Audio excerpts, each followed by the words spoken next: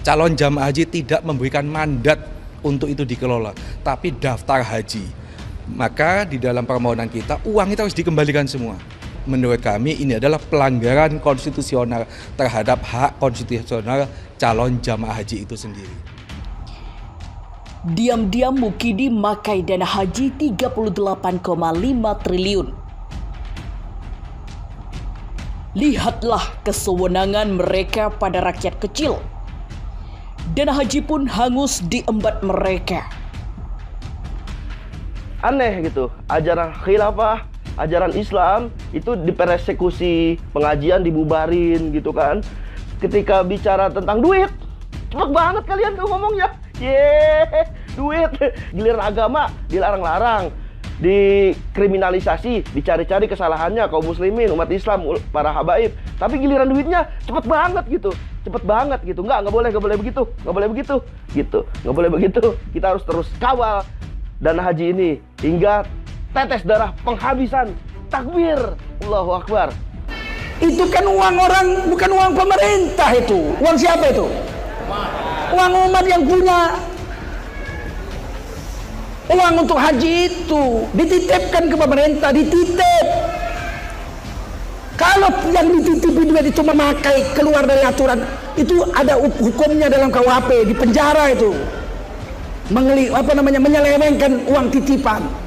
Langsung penjara itu. Lain kalau penipuan belum kalau uang titipan diselewengkan itu penipuan, langsung itu KUHP penjara. Kalau uang pinjaman nggak bayar, itu perdata. Carut marut ibadah haji di tengah pandemi COVID-19 ini. Carut marut gitu. Jadi inilah untuk kesekian kalinya bukti rezim represif gitu. Rezim represif, otoriter. Inilah bukti rezim diktator, rezim represif gitu. Takbir. Bagaimana jadinya kalau begini? Kami MUI hanya bisa ngomong, menghimbau, memberi tausiah, paling besar, paling keras, memberi fatwa. Kalau MUI saja tidak didengar, apalagi kalian ini. Paham? Kita harus menyuarakan dengan keras bahwa dana haji nggak bisa digunakan untuk membiayai infrastruktur, nggak bisa. Dana haji dikelola untuk kemudahan orang berangkat pergi haji.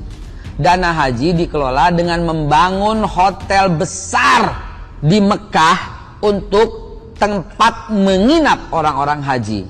Cakep. Dana haji dikelola untuk membeli pesawat khusus haji dan umroh. Cakep. Dana haji itu diembat, kita harus pasang badan gitu. Pasang badan gitu. Harus marah kita. Gitu. Siap-siap kalian, wahai rezim, berhadapan dengan kaum muslimin, berhadapan dengan ulama. Takbir. Allahu Akbar. Jadi siap-siap juga kalian dilaknat dan dikutuk 7 turunan oleh para calon bu haji dan calon pak haji yang gagal berangkat ini. Saya nggak setuju dana haji dikelola untuk digunakan infrastruktur.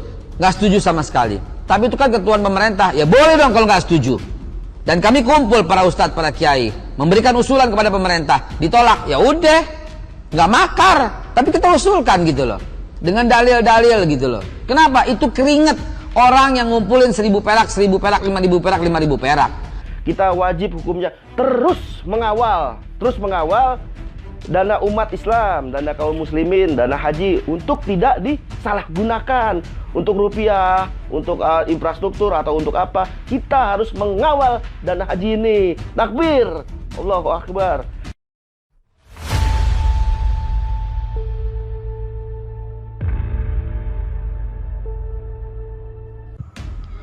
Jokowi ternyata sudah pakai 38,5 triliun rupiah dana haji. Jemaah tak diberitahu. Eramuslim.com. Pada tahun 2014 dana haji dipakai oleh Kementerian Perhubungan sebesar 1,371 triliun rupiah untuk pembangunan proyek-proyek. Pertama, jalur kereta api ganda Cirebon Kroya. Kedua, jalur kereta 4 trek double-double Manggarai Jatinegara. Ketiga, jalur kereta api ganda Jatinegara Bekasi. kemudian dipakai oleh Kementerian Agama sebesar 200 miliar rupiah untuk pembangunan proyek revitalisasi dan pengembangan asrama haji di Kota Medan, Padang, Jakarta, dan Balikpapan. Pada tahun 2015, dana haji dipakai oleh Kementerian Perhubungan sebesar 2,92 triliun rupiah untuk pembangunan proyek-proyek. Pertama, jalur kereta api ditinggikan, Medan, Kuala Namu. Kedua, jalur kereta ganda, Martapura, Batu Raja, dan Cirebon Kroya. Ketiga, fasilitas kereta api Manggarai, Jatinegara, dan Jatinegara Bekasi. Kementerian Pekerjaan Umum dan Perumahan Rakyat PUPR juga memakai sebesar 3,51 rupiah. Untuk pembangunan proyek pembangunan jalan dan jembatan di Pulau Sumatera, Jawa, NTB, Kalimantan, Sulawesi, Maluku, dan Papua, Kementerian Agama memakai sebesar 675 miliar rupiah untuk pembangunan proyek-proyek. Pertama, revitalisasi dan pengembangan asrama haji di 8 lokasi di Indonesia. Kedua, pembangunan atau rehabilitasi 19 kantor urusan agama KUA. Ketiga, pengembangan gedung dan fasilitas 7 kampus pendidikan tinggi Islam negeri.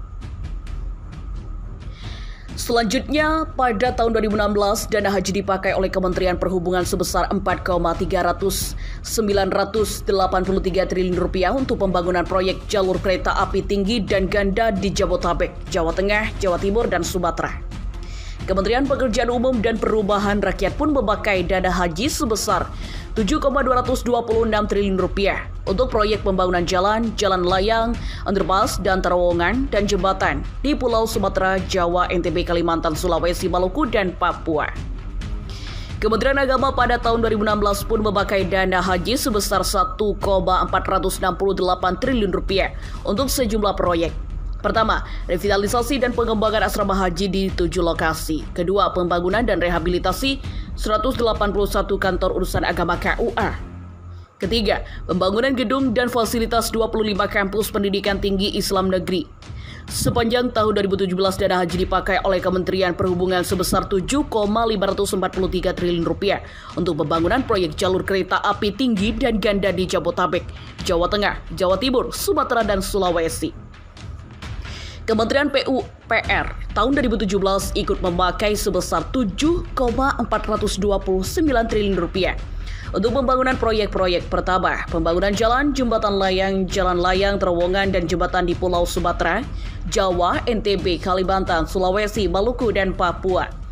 Kedua, pengendalian banjir dan lava, pengelolaan drainase utama kota, dan keamanan garis pantai. Ketiga, pengelolaan bendungan, embung, dan bangunan kontainer air lainnya.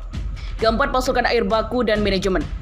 Kementerian Agama pada tahun 2017 memakai dana haji sebesar 1,192 triliun rupiah untuk pembangunan proyek-proyek.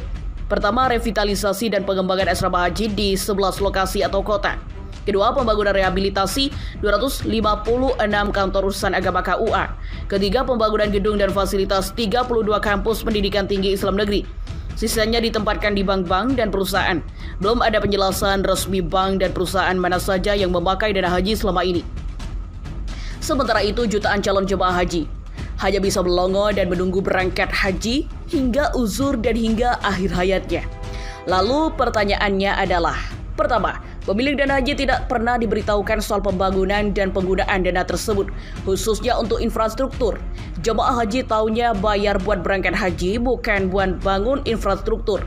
Kalau untuk pembangunan, berapa keuntungan dari pemilik uang atau dana haji tersebut? Kedua, berapa untung dari pemakaian dana haji tersebut? Sementara sekarang proyek infrastruktur banyak yang rugi, misalnya kereta bandara sepi penumpang, bandara Kertajati juga sepi bagaikan kuburan, dan banyak mega proyek rugi lainnya. Bagaimana nasib dana haji di sana? Apa jaminan dari pemerintah?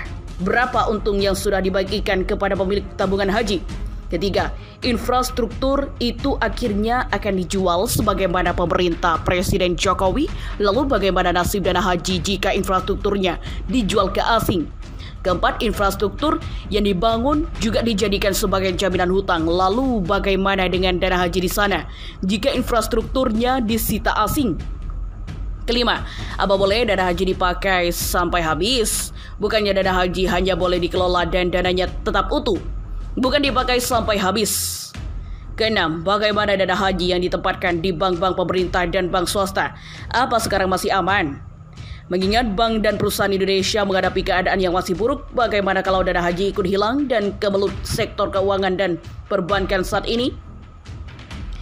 Isu jemaah haji RI ditolak karena belum bayar utang ke Arab Saudi. Kemenak membantah. Pelaksana tugas Dirjen Penyelenggaraan Haji dan Umroh Kementerian Agama, Oman Fatur Rahman, menepis ada jemaah haji Indonesia yang ditolak karena belum membayar biaya akomodasi di Arab Saudi. Oman menegaskan Indonesia tidak mempunyai utang akomodasi jemaah. Informasi Indonesia belum bayar akomodasi jemaah jelas keliru dan menyesatkan. Jemaah haji di Indonesia juga tidak pernah ditolak Arab Saudi, kata Oman dalam keterangan tertulis Jakarta, Kamis 18 Februari 2021. Oman mengatakan Indonesia dikenal sebagai negara dengan manajemen penyelenggaraan haji terbaik di dunia. Hal itu digunakan terlepas dari manajemen pengelolaan haji dalam segala aspek, termasuk proses pengadaan layanan di Arab Saudi, baik transportasi, catering, maupun akomodasi. Indonesia itu terbaik dalam manajemen penyelenggaraan ibadah haji.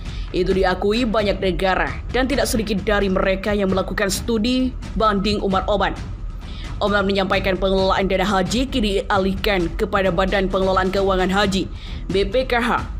Ini sesuai peraturan permintaan nomor 5 tahun 2018 tentang pelaksanaan Undang-Undang nomor 34 tahun 2014 tentang pengelolaan keuangan haji. Per Februari dana haji sebesar 103 triliun rupiah semuanya sudah menjadi wewenang BPKH, tegasnya. Setelah adanya BPKH, terang Oman, Kementerian Agama sudah tidak mempunyai tugas pokok dan fungsi untuk mengelola dana haji, apalagi mengembangkan dana haji.